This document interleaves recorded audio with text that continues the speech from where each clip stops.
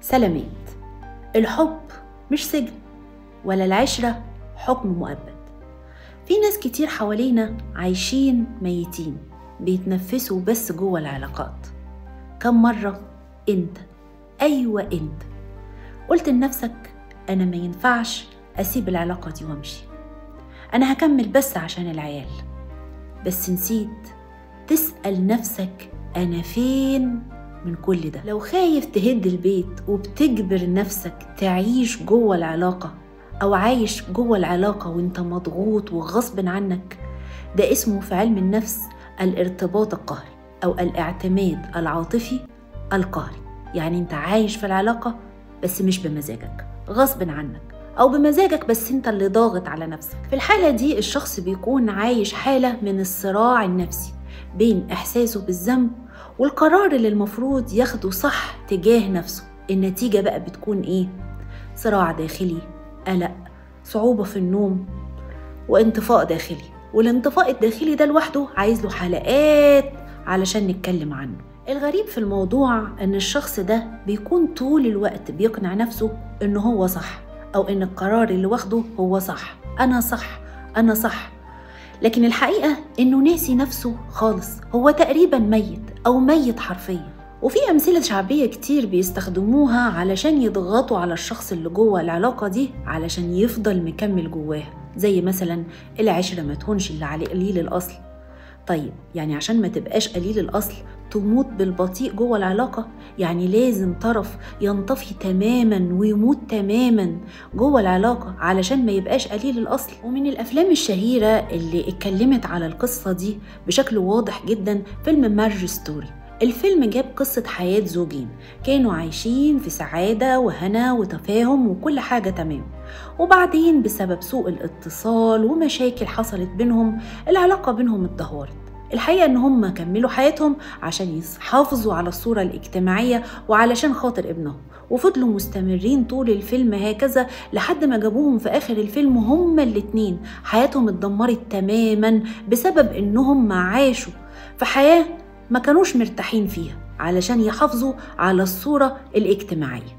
في علاقات كتير حوالينا مكملة بقالها سنين، بس عمرنا ما سألنا نفسنا هما الأطراف اللي جوه العلاقات دي عايشين ومكملين زي العلاقة، ولا هما ماتوا من زمان وبيتنفسوا بس؟ الحقيقة إن الناس اللي بيعيشوا تحت ضغط المجتمع ومخاوفهم وغيره من الضغوط ما بيكونش عندهم حدود نفسية، ما بيحطوش حدود نفسية لنفسه، وبيسيبوا المجتمع والمخاوف وغيره من الحاجات اللي بتضغط عليهم هي اللي تاخد القرارات اللي في حياتهم بدلهم. الناس دي بتكون بتأدي جوه حياتها، بتمثل جوه حياتها، مش عايش حياتها الطبيعية، رغم ان العلاقة دي المفروض هي الحقيقة الوحيدة اللي جوه حياة الإنسان. لكن لما يعيش فيها الإنسان وهو بيأدي، بيضحك في وش الناس ويمثل إنه هو مبسوط ويمثل إنه هو سعيد، ويروح يعيط على سريره ويقول أنا ليه مش حاسس بالسعادة، أنا ليه مش قادر أفرح. وهنا جه أهم سؤال لازم تسأله لنفسك: أنت مكمل في العلاقة دي ليه؟ أنت خايف الصورة اللي الناس رسموها ليك أو لعلاقتك بشريكتك تتكسر؟ ولا أنت مقتنع إن العلاقة دي هتتطور، هتتحسن، هتتغير؟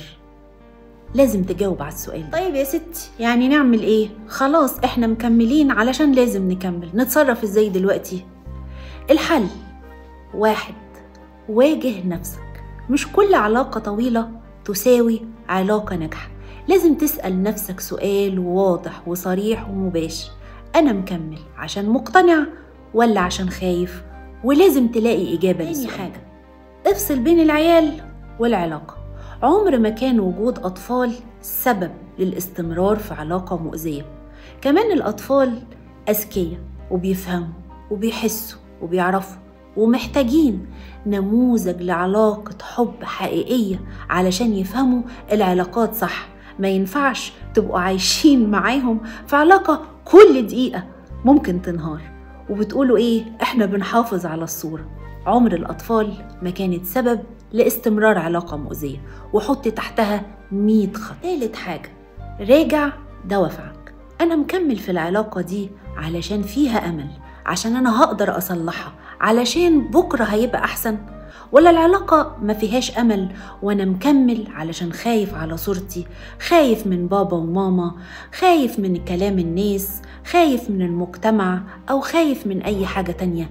لازم تحدد دوافعك اللي مخلياك تكمل في العلاقة، وقبل ما تكمل الفيديو لازم تحدد الدوافع دي وتجاوب على السؤال ده: أنا مكمل في العلاقة دي ليه؟ رابع حاجة، اطلب دعم نفسي يا سيدي.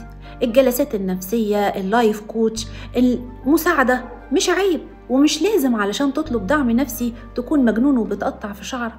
الدعم النفسي واللايف كوتش هي حاجة بتساعدك، بتوريك الصورة من كل الاتجاهات، بتعرفك نفسك أكتر، فبناء عليه بتقدر تاخد القرار المناسب ليك ولحياتك، القرار الصح اللي هيفيدك وهيفيد مستقبلك وهيفيد حتى الناس اللي حواليك. وصدقني ما ينفعش تضحي بنفسك علشان تطلع في صورة انت نفسك مش موجود فيها. قولي بقى، عمرك كملت في علاقة عشان بس ما ينفعش تسيبها؟